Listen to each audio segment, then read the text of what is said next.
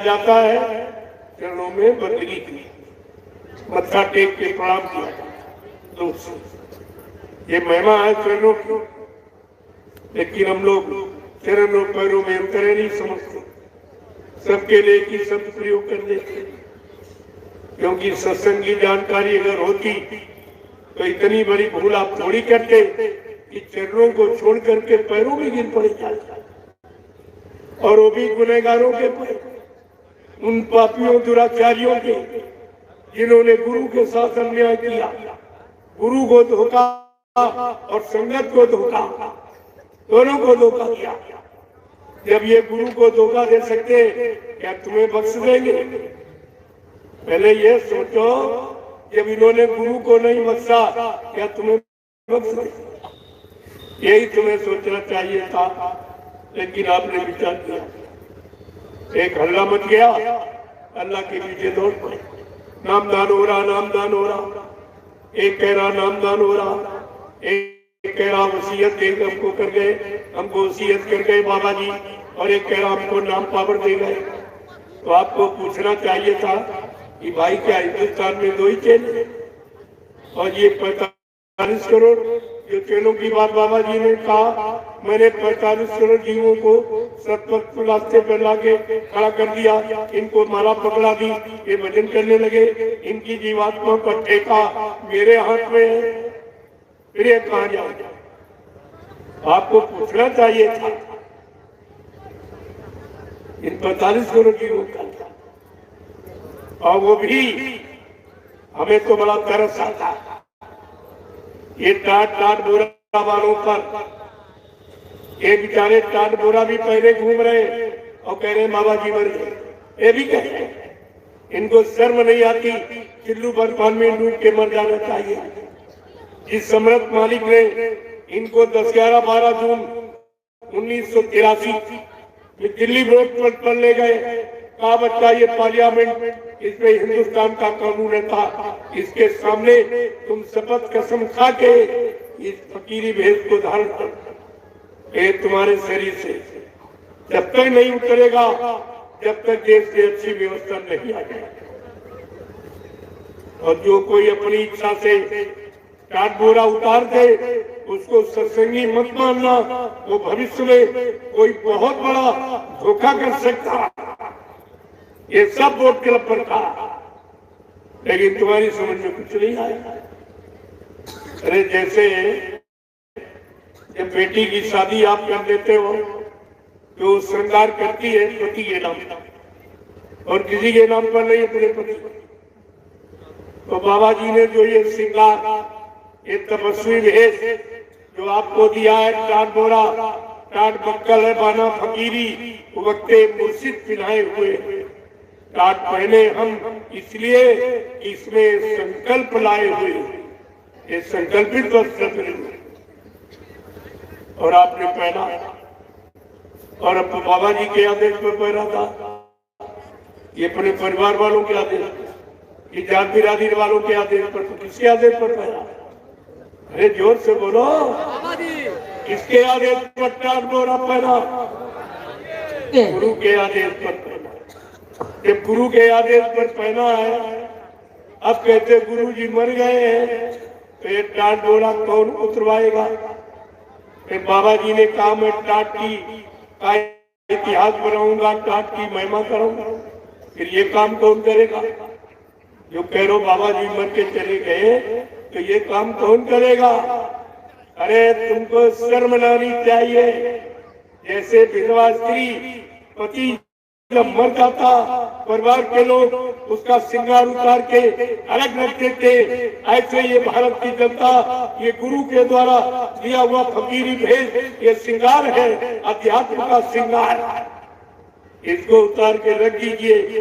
तो भारत की जनता तुम्हारा टाट बोरा नोच के फेंक और कहेगी तू भी झूठा और तेरा गुरु भी झूठा, तुमने वो काम किया।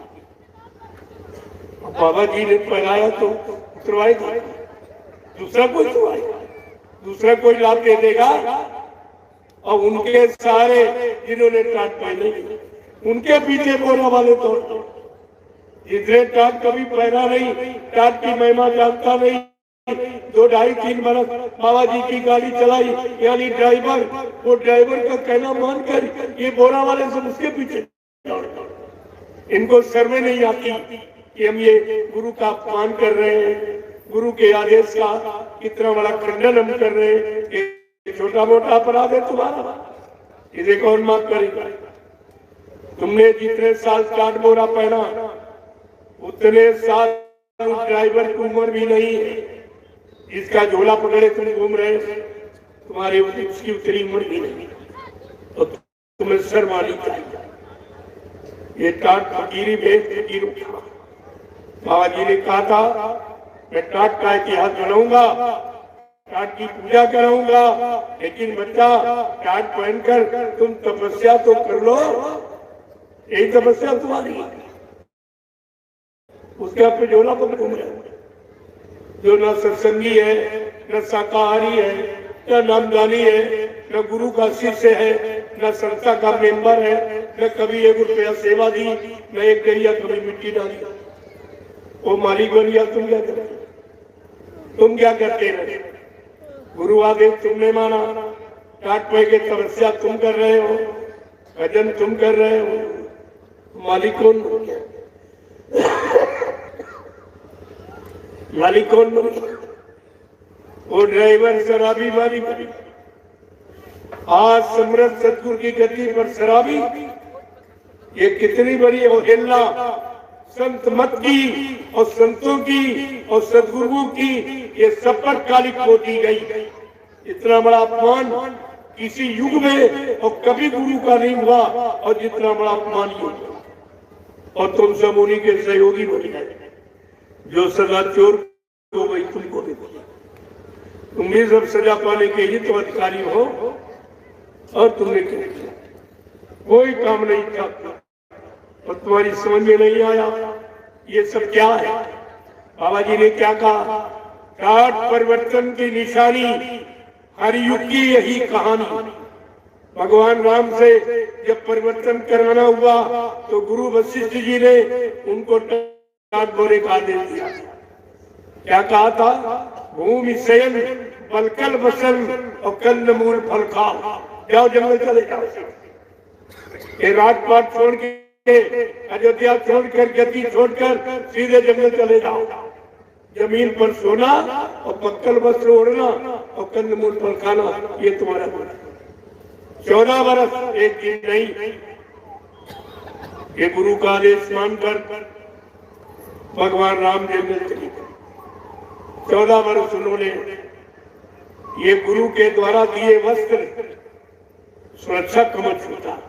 प्रेमियों, इतने दुष्टों को मारा, खरदूषण और कुंभकर्ण आदि का वध करके लंका में पूर्ण सफाया कर दिया और सुरक्षित अयोध्या वापस लौट आए।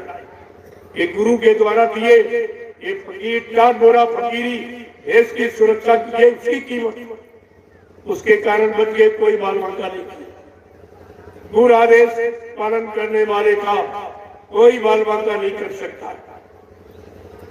प्रेमियों, संदीपन जी ने भगवान कृष्ण को टाट की लंगोटी पहराई और संयम का वो प्रमाण प्रस्तुत कर दिया कि 16,108 गोपिकाओं के साथ रहे पूर्ण योगेश्वर कहलाए। ये गुरु के द्वारा आदेशित वस्त्र की ये महिमा है। मोहम्मद साहब ने जीवन पर काटी है। जो मजहबी मुसलमान हैं आज भी दरवाजे पर फटका लटकाते, लेकिन बेचारे ये नहीं जानते इसका राज क्या, रहस्य। ये फकीर वेश है। हजरत ने जी मोहम्मद साहब ने जीवन पर्यंत काटी पहना। दूसरा बताइए, ईसा मसीह उनके पिता ने जीवन पर्यंत काटा। ये महिमा है। तो बाबा जी ने कहा मैंने तुमको भी सज्जू का इतिहास बनाने के लिए ये मेरे 1 करोड़ ये टाटधारी सज्जुगी सिपाही, तुमको सज्जुगी सिपाही कहा गुरु ने, और तुम कर क्या रहे? वो कलयुग के साथ चल रहे, तो सारे कलयुगी काम कर रहा है। एक भी सज्जू का नामो निशान नहीं। तो तुम उन्हीं के सहयोगी बन गए। तुम्हारा क्या होगा? जरा अपनी करनी पर विचार